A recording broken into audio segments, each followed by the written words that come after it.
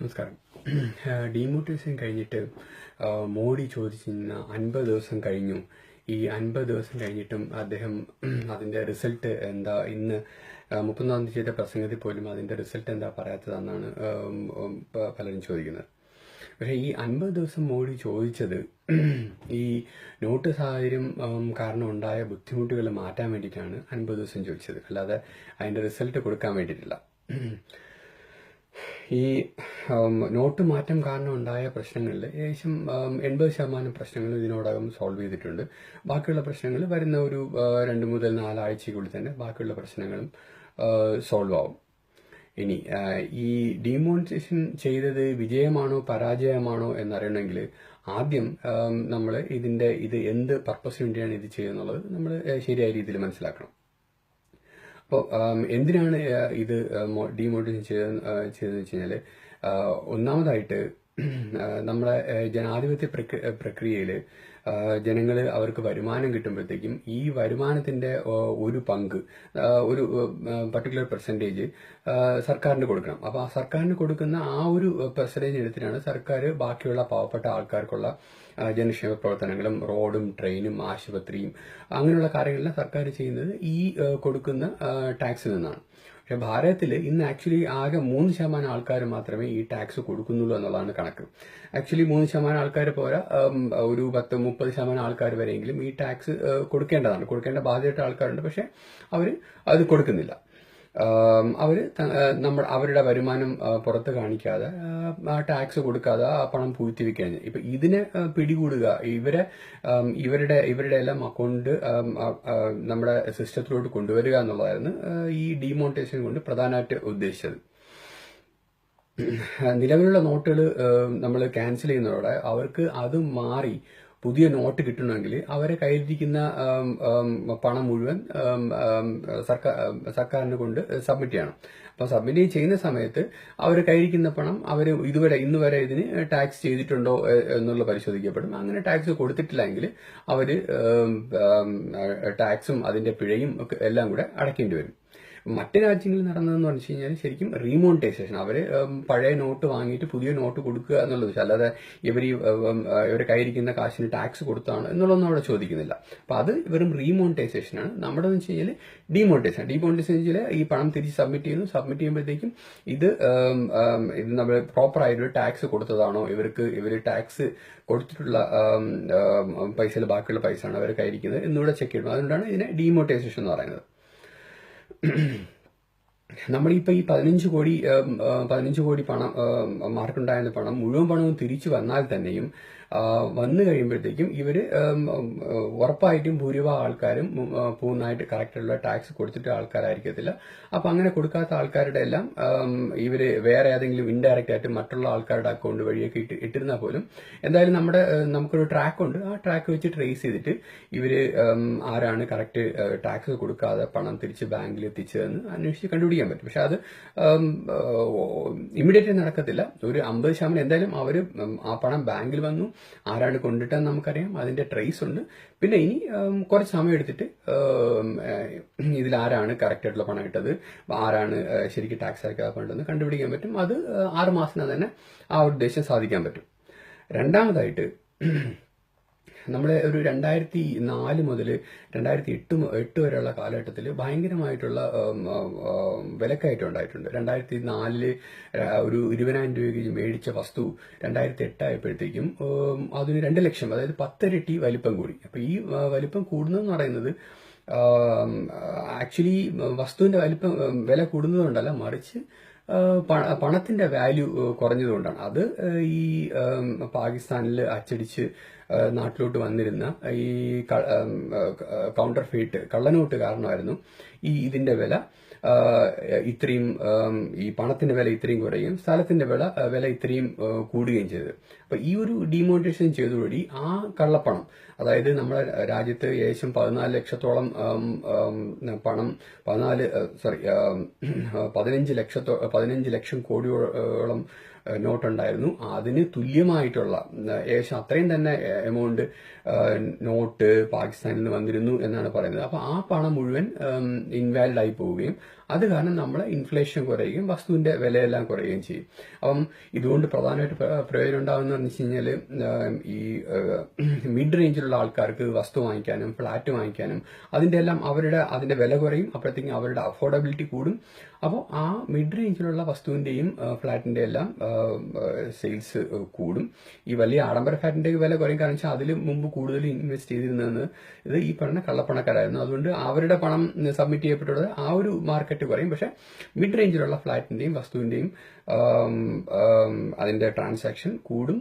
ആൾക്കാർക്ക് കൂടുതൽ വീട് വാങ്ങിക്കാനും ചെറിയ മിഡ് റേഞ്ചിലുള്ള ഫ്ലാറ്റ് വാങ്ങിക്കാനുള്ള സാധ്യത ഉണ്ടാവും. ഇന്ത്യയിൽ ഈ മൊത്തം 14 ലക്ഷം കോടിയിൽ ഏകദേശം 500 ലക്ഷം കോടിയാണ് ശരിക്കും ട്രാൻസാക്ഷൻ നടക്കുന്നത്. ഈ 500 ലക്ഷം കോടിയിൽ ആകെ 300 ലക്ഷം കോടി മാത്രമേ ശരിക്കുമുള്ള റിസർവ് ബാങ്ക് അടിച്ച ആ ഒരു കറൻസി നടക്കുന്നുണ്ടായിരുന്നുള്ളൂ. ബാക്കി 200 ലക്ഷം കോടിയോളം ഈ കള്ളനോട്ടിലാണ് നടന്നുകൊണ്ടിരുന്നത്. റിസർവ് ബാങ്ക് അടിച്ചിറക്കിയ ഈ 500ന്റെയും 1000ന്റെയും നോട്ടിൽ പാകിസ്ഥാനിൽ നിന്ന് വന്നിരുന്ന കള്ളനോട്ടായിരുന്നു കൂടുതലുണ്ടായിരുന്നത്. അതാണ് നമ്മുടെ ഇൻഫ്ലേഷനും ഈ പറഞ്ഞ പണപ്പെരുപ്പത്തിനും എല്ലാം കാരണമായിരുന്നത്. അപ്പൊ ഇതിലൂടെ ആ ഒരു പണത്തിന്റെ മുഴുവൻ വാല്യൂ ഇല്ലാതെ അത് വെറും പേപ്പറായിട്ട് മാറുകയും നമ്മുടെ ഇവിടുത്തെ ഇൻഫ്ലേഷൻ കുറയുകയും ചെയ്യും. പറയുന്നതെന്ന് വെച്ച് കഴിഞ്ഞാൽ ഇപ്പോൾ ഈ പറഞ്ഞ നമ്മുടെ മാർക്കറ്റിൽ തുല്യമായ പണം എമൗണ്ട് ഓഫ് മണി പാകിസ്ഥാനിൽ നിന്ന് വന്നത്. പക്ഷെ അതിനേക്കാളും എത്രയോ കൂടുതൽ അവരുടെ പ്രസ്സുകളിൽ അടിച്ചുകൊണ്ടിരിക്കുകയായിരുന്നു. അതുമെല്ലാം ഇതോടുകൂടി ക്യാൻസൽ ആവും. അവിടുത്തെ ഈ കള്ളനോട്ട് അടിക്കുന്ന ഫാക്ടറിയുടെ ഉടമസ്ഥനായ ജാവേദ് കഹാനി എന്ന് പറഞ്ഞ ആള് ആത്മഹത്യ ചെയ്തു എന്നൊക്കെ പേപ്പറിൽ വന്ന് നിങ്ങൾ വായിച്ചിട്ടുണ്ടാവും. ഇതിൽ ഏറ്റവും ദുഃഖകരമായ ഒരു സംഭവം എന്ന് പറയുന്നത് സ്വാതന്ത്ര്യം കിട്ടി 70 വർഷമായെങ്കിലും ഈ കറൻസി പ്രിന്റ് ചെയ്യാനുള്ള പേപ്പർ നമ്മൾ പുറം രാജ്യത്തെ കമ്പനിയിൽ നിന്നാണ് മേടിച്ചത്. അപ്പൊ നമുക്ക് പേപ്പർ സപ്ലൈ ചെയ്യുന്ന അതേ കമ്പനിക്കാർ തന്നെയാണ് ഈ പാകിസ്ഥാനിലെ കമ്പനിക്കും പേപ്പർ സപ്ലൈ ചെയ്തത്. അതുകൊണ്ടാണ് അവർക്ക് നമ്മുടെ ഇതിന് തുല്യമായിട്ടുള്ള, അതിനെ തിരിച്ചറിയാൻ പോലും പറ്റാത്ത രീതിയിലുള്ള കറൻസി അവർക്ക് പ്രിന്റ് ചെയ്യാൻ പറ്റിയത് അതുകൊണ്ടാണ്. ഇപ്പോഴും ഈ 2014 മോഡി അധികാരത്തിൽ വന്നതിന് ശേഷമാണ് ഈ നോട്ട് നമ്മുടെ റിസർവ് ബാങ്കിൽ നമ്മുടെ നോട്ട് പ്രിന്റ് ചെയ്യുന്ന അതേ പ്രിമൈസിൽ തന്നെ നമുക്ക് നോട്ട് പ്രിന്റ് ചെയ്യാൻ വേണ്ടിയുള്ള പേപ്പറും പ്രിന്റ് ചെയ്യുന്ന ഒരു വ്യവസ്ഥ ഉണ്ടാക്കിയത്. 2014 മോഡി അധികാരത്തിൽ വന്നതിന് ശേഷമാണ് ആ ഒരു സിസ്റ്റം ഉണ്ടാക്കിയത്. അടുത്ത പ്രയോജനം എന്ന് വെച്ച് കഴിഞ്ഞാൽ ഈ കള്ളനോട്ട് പാകിസ്ഥാനിൽ വന്ന ഈ കള്ളനോട്ട് വെച്ചിട്ടായിരുന്നു നമ്മുടെ രാജ്യത്ത് ഏറ്റവും അധികം ഭീകരവാദം സ്പ്രെഡ് ചെയ്തത്. അപ്പം ഭീകരവാദികൾക്ക് അവർക്ക് ചെലവിനുള്ള പണവും ഈ മാവോവാദികള് പിന്നെ നക്സലേറ്റുകൾ അവർക്ക് എല്ലാവർക്കും ഈ കള്ളപ്പണം കൊണ്ടായിരുന്നു അവരെല്ലാവരും പ്രവർത്തിച്ചിരുന്നത്. അപ്പോൾ ഇത് നമ്മുടെ ഈ ഡിമോണിറ്റൈസേഷൻ പ്രഖ്യാപിച്ചു കഴിഞ്ഞാൽ കാശ്മീരിലെ തീവ്രവാദം ഏറെക്കുറെ ഇല്ലാതായി. മാവോയിസ്റ്റുകൾ ഒരുപാട് പേര് കീഴടങ്ങി. അപ്പം തീവ്രവാദത്തിന്റെ കാര്യത്തിലും അത് കാരണം നമ്മുടെ ആൾക്കാർക്ക്, നമ്മുടെ ജവാന്മാർക്കും നമ്മുടെ സാധാരണ ആൾക്കാർക്കും ജീവൻ നഷ്ടപ്പെട്ടിരുന്നത് ആ ഒരു ഇഷ്യൂ, ആ ഒരു ക്രമസമാധാനത്തിന്റെ ഇഷ്യൂ ആൾമോസ്റ്റ് പൂർണ്ണമായിട്ട് തന്നെ സോൾവ് ആകും. അത് ഓൾറെഡി തന്നെ നമുക്ക് അതിന്റെ റിസൾട്ടിൽ കാണാൻ കഴിഞ്ഞിട്ടുണ്ട്. ഈ 2008 കാലഘട്ടത്തിൽ നമ്മുടെ ഫൈനാൻഷ്യൽ ഗ്രോത്ത് എന്ന് പറയുന്നത് 8% ആയിരുന്നു. പക്ഷെ ഈ 8% സാമ്പത്തിക ഫൈനാൻഷ്യൽ ഗ്രോത്ത് ഉണ്ടായത് ശരിക്കും ഇൻവെസ്റ്റ്മെന്റ് എല്ലാം റിയൽ എസ്റ്റേറ്റ് മേഖലയിലും സ്വർണത്തിലും മാത്രമായിരുന്നു, അസറ്റ് ക്രിയേഷനിൽ മാത്രമായിരുന്നു ആ സാമ്പത്തിക ട്രാൻസാക്ഷൻ നടന്നത്.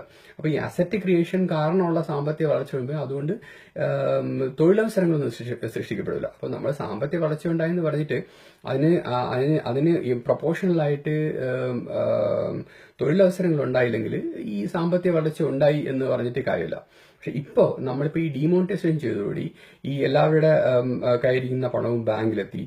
ബാങ്കിൽ ഒരുപാട് പണം കുമിഞ്ഞുകൂടും. അപ്പൊ ബാങ്കിൽ പണം ഒരുപാട് ഉണ്ടാകുമ്പോഴത്തേക്ക് സ്വാഭാവികമായിട്ട് ബാങ്ക് ലോൺ കൊടുക്കാൻ സ്റ്റാർട്ട് ചെയ്യും. അപ്പോൾ പലിശ നിരക്കും ഉറപ്പായിട്ടും പലിശ നിരക്ക് കുറയുകയും ചെയ്യും. ഇന്ന് തന്നെ 1 തീയതി മോഡിയുടെ പ്രസംഗത്തിൽ തന്നെ ചില ടൈപ്പ് ലോണുകൾക്ക് 4%, 3% ഒക്കെ പലിശ കുറച്ച ഡിക്ലറേഷൻ ഓൾറെഡി വന്നിട്ടുണ്ട്. അല്ലാതെ ബാക്കി റിസർവ് ബാങ്ക് തന്നെ ഈ പലിശ കുറയ്ക്കുന്ന നടപടി തീർച്ചയായിട്ടും ഉടനെ ഉണ്ടാവുമെന്ന് പ്രതീക്ഷിക്കാം. അപ്പൊ ഈ പണം പലിശ നിരക്ക് കുറയുന്നത് കൊണ്ടും ബാങ്കുകളുടെ കയ്യിൽ കൂടുതൽ കൂടുതൽ ലോൺ കൊടുക്കാനുള്ള പണം വരുന്നതുകൊണ്ടും അവര് ഇനി മുതൽ നിയമത്തിന്റെ അനുസൃതമായിട്ടുള്ള ബിസിനസ്സിൽ മാത്രമേ ചെയ്യാൻ കഴിയൂ എന്നുള്ളതുകൊണ്ട് അവർ ഈ പണം മുഴുവൻ നിർമ്മാണ മേഖലയിലായിരിക്കും ഈ ലോൺ മുഴുവൻ കൊടുക്കുന്നത്. പിന്നെ ഇപ്പൊ തന്നെ സ്മോൾ മീഡിയം സ്കെയിലുള്ള ആൾക്കാർക്ക് കൂടുതൽ ലോൺ കൊടുക്കാനുള്ള പ്രോമിസ് എല്ലാം വന്നിട്ടുണ്ട്. അത് കാരണം നിർമ്മാണ മേഖലയിൽ കൂടുതൽ പണം ഇൻവെസ്റ്റ് ചെയ്യപ്പെടുകയും ആ നിർമ്മാണ മേഖലയിൽ പണം ഇൻവെസ്റ്റ് ചെയ്യപ്പെടുമ്പോഴത്തേക്കും ഒരുപാട് പുതിയ തൊഴിലവസരങ്ങൾ സൃഷ്ടിക്കപ്പെടുകയും ചെയ്യും. അപ്പൊ ഇത് ഒരു ഇമ്മീഡിയറ്റ് ആയിട്ട് നടക്കത്തില്ല. ഈ പ്രോസസ്സ് ഒരു 6 മാസം നമ്മൾ കാത്തിരിക്കേണ്ടി വരും. നമ്മൾ പിന്നെ കോൺഗ്രസിന് വേണ്ടി 70 വർഷവും കമ്മ്യൂണിസ്റ്റ് പാർട്ടിക്ക് 50 വർഷവും എല്ലാം കൊടുത്ത ആൾക്കാരാണ്. അപ്പോൾ തീർച്ചയായും നമുക്ക് ഒരു 6 മാസം ഈ ഒരു റിസൾട്ട് കിട്ടാൻ വേണ്ടി കാത്തിരിക്കേണ്ടി വരും. അടുത്തെന്ന് പറയുന്നത് ഇന്ത്യയിൽ ഏറ്റവും കൂടുതൽ ഇന്നലെ ഈ ഡിമാർട്ടിന് മുമ്പ് വരെ ഏറ്റവും കൂടുതൽ ട്രാൻസാക്ഷൻ നടന്നത് ക്യാഷ് ആയിട്ടായിരുന്നു ട്രാൻസാക്ഷൻ നടന്നിരുന്നത്. അപ്പോൾ ഈ ക്യാഷ് ആയിട്ട് ട്രാൻസാക്ഷൻ നടക്കുമ്പോൾ അതും കൂടുതലും പാരലൽ എക്കണോമിയിൽ ബ്ലാക്ക് മാർക്കറ്റിലായിരുന്നു ഈ ട്രാൻസാക്ഷൻ നടന്നിരുന്നത്. അപ്പോൾ ആ ഒരു ട്രാൻസാക്ഷൻ നടക്കുന്നത് കാരണം ഗവൺമെന്റ് പ്രോപ്പറായിട്ടുള്ള കണക്കൊന്നും ഉണ്ടായിരുന്നില്ല. ഈ എത്രയാണ് ശരിക്കുമുള്ള ഇത് നടക്കുന്നത് എന്നുള്ള ഒരു കണക്ക് ഗവൺമെന്റ് കയ്യിലുണ്ടായിരുന്നില്ല. അത് കാരണം അവർക്ക് പ്രോപ്പറായിട്ടുള്ള പ്ലാനിംഗ് ഒന്നും ചെയ്യാൻ കഴിയുമായിരുന്നില്ല. അതായത് എത്ര പേരാണ് ദാരിദ്ര്യരേഖയ്ക്ക് താഴെയുള്ളത്, ദാരിദ്ര്യരേഖയ്ക്ക് മുകളിലുള്ള എത്ര ആൾക്കാരാണ്. അപ്പം ഇന്നാണ് ആക്ച്വലി ഒരുവിധപ്പെട്ട 50% ആൾക്കാരും ദാരിദ്ര്യരേഖയ്ക്ക് താഴെയാണെന്നുള്ള കള്ളക്കണക്കുകളാണ് സർക്കാരിന്റെ കയ്യിലുള്ളത്. അതുകൊണ്ട് സർക്കാരിന് പ്രോപ്പറായിട്ടുള്ള പ്ലാനിംഗ് ഒന്നും ചെയ്യാൻ കഴിയത്തില്ല. ഈ ശരിക്കും അർഹതപ്പെട്ട ആൾക്കാർക്ക് വേണ്ടിയുള്ള പ്ലാനിങ് ചെയ്യണം, അവർക്ക് വേണ്ടിയുള്ള ക്ഷേമ പ്രവർത്തനം നടത്താനും സർക്കാരിന് കഴിയുമെന്നില്ല. കാരണം വെച്ച് കഴിഞ്ഞാൽ കറക്റ്റായിട്ടുള്ള കണക്കുണ്ടായില്ല. ഇപ്പോൾ എല്ലാവരുടെയും ആക്ച്വലി അവരുടെ കയ്യിൽ എത്രയാണെന്നുള്ള പണം എന്നുള്ളത് ഡിക്ലെയർ ചെയ്ത് കഴിഞ്ഞു. അതുകൊണ്ട് ഇവർ ഏത് സെഗ്മെന്റിൽ വരും എന്നുള്ളത് സർക്കാരിന് കൃത്യമായിട്ട് അറിയാം. അതുകൊണ്ട് ശരിക്കും അർഹതപ്പെട്ട ആൾക്കാർ, ശരിക്കും പാവപ്പെട്ട ആൾക്കാർക്ക് വേണ്ടിയിട്ടുള്ള അവരുടെ സേവന പ്രവർത്തനം നടത്താനുള്ള ഇൻഫർമേഷൻ സർക്കാരിന്റെ കയ്യിൽ കിട്ടും. അത് കാരണം എഫക്റ്റീവായിട്ട് സർക്കാരിന് ഈ പാവപ്പെട്ട ആൾക്കാർക്ക് വേണ്ടിയിട്ടുള്ള ക്ഷേമപ്രവർത്തനങ്ങൾ നടത്താൻ കഴിയും. സർക്കാരിന് അർഹതപ്പെട്ട ആൾക്കാർക്ക് ഈ സേവന പ്രവർത്തനങ്ങൾ നടത്താൻ കഴിയുന്നതാണ് ഇതുകൊണ്ടുള്ള ഏറ്റവും പ്രധാനപ്പെട്ട ഒരു അഡ്വാൻറ്റേജ് എന്ന് പറയുന്നത്. ഇതുവരെ നമ്മുടെ ഈ വസ്തു വ്യവഹാരം എല്ലാം നടന്നിരുന്നത് ക്യാഷ് ഉപയോഗിച്ചിട്ടാണ്. അപ്പോൾ ഈ ക്യാഷ് ഉപയോഗിച്ചിട്ടാണ് ഇത് ചെയ്യുന്നതുകൊണ്ട് അവർ ശരിയായിട്ടുള്ള എമൗണ്ട് കാണിക്കുന്നില്ല. ശരിയായിട്ടുള്ള വിലയിൽ നിന്നും ഒരുപാട് കുറഞ്ഞ ഇതാണ് കാണിച്ചു. ഇപ്പോൾ ഉടനെ തന്നെ ഈ വസ്തുവിന്റെ വ്യവഹാരം നടത്തുന്നത് അതിന്റെ പേയ്മെന്റ് പൂർണ്ണമായിട്ടും ബാങ്കിൽ കൂടെ നടത്തുക എന്നുള്ള റൂള് മിക്കവാറും ഉടനെ വരും. അപ്പോൾ അത് വന്നു കഴിഞ്ഞാൽ ശരിയായിട്ടുള്ള എമൗണ്ട് ഈ ആൾക്കാർ കാണിക്കേണ്ടി വരും. ശരിയായ എമൗണ്ട് കാണിക്കുമ്പോഴത്തേക്കും അതിന്റെ നല്ലൊരു എമൗണ്ട് സർക്കാരിന് അതിന്റെ നികുതി ഇനത്തിൽ കിട്ടുകയും ചെയ്യും. സർക്കാരിന് ഈ ആൾക്കാരുടെ സാമ്പത്തിക അവസ്ഥയെ പറ്റിയുള്ള കറക്റ്റായിട്ടുള്ള ഇൻഫർമേഷൻ സർക്കാരിന് കിട്ടുകയും ചെയ്യും. അതുപോലെ തന്നെ ഈ സ്വർണ്ണ മേഖലയിൽ ഇന്നുവരെ എന്ന് പറഞ്ഞു കഴിഞ്ഞാൽ എന്റെ ഒരു അറിവ് പ്രകാരം അവരുടെ മൊത്തം ട്രാൻസാക്ഷന്റെ 10% മാത്രമേ അവർ കണക്കിൽ കാണിച്ചിരുന്നുള്ളൂ. ബാക്കിയുള്ള ഇതൊന്നും അതെല്ലാം ക്യാഷ് ട്രാൻസാക്ഷൻ ആയതുകൊണ്ട്, അതായത് അവർക്ക് സാധനം കൊടുക്കുന്ന ആൾക്കാരും അവർ ഈ സ്വർണ്ണക്കടക്കാരിൽ നിന്ന് സാധനം മേടിക്കുന്ന ആൾക്കാരും രണ്ടുപേരും കണക്ക് കാണിക്കാതെ ചെയ്തിരുന്നത് കാരണം ഒരു മൊത്തം അവിടെ നടക്കുന്നതിന് 10% മാത്രമേ അവർ കണക്ക് കാണിച്ചുള്ളൂ. ഇനി ആ ഒരു നിയമം മാറ്റി ഇതിനെല്ലാം നമ്മുടെ പാൻ കാർഡുമായിട്ട് കണക്ട് ചെയ്യും, ശരിയായ എമൗണ്ട് തന്നെ കാണിക്കേണ്ടി വരും എന്നുള്ളതുകൊണ്ട് സർക്കാരിന് അതിൽ നിന്നും നല്ലൊരു എമൗണ്ട് സർക്കാരിന് നികുതി കിട്ടും. ഒരു ചാനൽ ചർച്ചയിൽ സെൻകുമാർ സാർ പറഞ്ഞതുപോലെ ആക്ച്വലി ഒരു 4000 കോടി രൂപ സർക്കാരിന് നികുതി കിട്ടേണ്ടതായിരുന്നു. അതിൽ ആക്ച്വലി ഇന്ന് ഒരു 300 കോടി രൂപ മാത്രമേ ഇന്ന് ഇത് ടാക്സ് ആയിട്ട് കിട്ടുന്നുള്ളൂ. അപ്പൊ ആ ഒരു ഇതിൽ നമ്മുടെ സംസ്ഥാന സർക്കാരിന് തന്നെ ഇതിൽ ആ രീതി കൊണ്ട് വളരെയധികം പ്രയോജനം ഉണ്ടാവും. നമ്മൾ ആക്ച്വലി ഇതെല്ലാം കൊണ്ട് ഉദ്ദേശിക്കുന്നത് വെച്ച് കഴിഞ്ഞാൽ ആരാണോ വളരെയധികം പണം ഉണ്ടാക്കുന്നത്, ഇപ്പൊ ഈ സ്വർണ്ണക്കടയോ അല്ലെങ്കിൽ ഈ റിയൽ എസ്റ്റേറ്റ് പോലുള്ള ധനം ഒരുപാട് ഉണ്ടാക്കുന്ന ആൾക്കാർ അവരുടെ ധനത്തിന്റെ ഒരു പങ്ക് സർക്കാരിന് നികുതിയായി കൊടുക്കുന്നു. ആ നികുതി ഉപയോഗിച്ച് സർക്കാർ പാവപ്പെട്ട ആൾക്കാർക്ക് വേണ്ടിയിട്ട് സേവന പ്രവർത്തനങ്ങൾ ചെയ്യുന്നു. ഇതാണ് ശരിക്കും ജനാധിപത്യ പ്രക്രിയയുടെ ഉള്ളിലുള്ള സോഷ്യലിസം എന്ന് പറയുന്നത്. അപ്പം സോഷ്യലിസ്റ്റുകളാണ് ശരിക്കും ഇതിനെ ഏറ്റവും അധികം സപ്പോർട്ട് ചെയ്യേണ്ടത്. പക്ഷെ അവർ അന്ധമായ മോഡി വിരോധം കാരണം ഇതിനെ എതിർക്കുന്നതായിട്ടാണ് കാണാൻ പറ്റുന്നത്.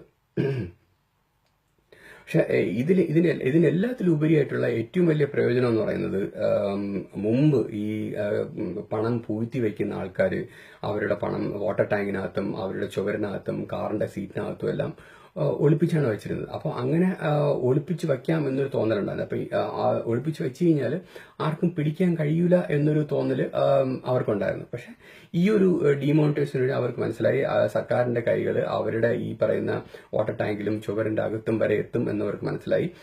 ആ പണം പൂഴ്ത്തി വെച്ചിരുന്നാൽ അത് വെറും പേപ്പറായി, ഏത് നിമിഷം വേണമെങ്കിലും അത് പേപ്പറായി മാറിപ്പോവും എന്നൊരു ഭയം അവരിൽ വന്നിട്ടുണ്ട്. ആ ഒരു ഭയം മാറ്റുക എന്നുള്ളതാണ്, ആ ഒരു ഭയം ഉണ്ടാക്കുക എന്നുള്ളതാണ് ഈ ഒരു ഡിമോണിറ്റൈസേഷൻ ഉണ്ടായ ഏറ്റവും വലിയ പ്രയോജനം എന്ന് പറയുന്നത്. അപ്പൊ അതുകൊണ്ട് ഇനി ഇവരാരും തന്നെ ഇത് ഏത് നിമിഷം വേണമെങ്കിലും ഇങ്ങനെ ഒരു സംഭവം ഉണ്ടാവാം എന്ന് ഭയന്നിട്ട് അവരാരും തന്നെ ഇതിനെ പൂഴ്ത്തിവെക്കാൻ ശ്രമിക്കാതിരിക്കുകയും അവർ നല്ല കുട്ടികളായിട്ട് ഇതിന്റെ സർക്കാരിന് ഈ കണക്കെല്ലാം ബോധ്യപ്പെടുത്തിയിട്ട് ഇതിന്റെ കണക്ക് കാണിക്കുകയും അതുവഴി സർക്കാരിന് ടാക്സ് കിട്ടുകയും ചെയ്യും.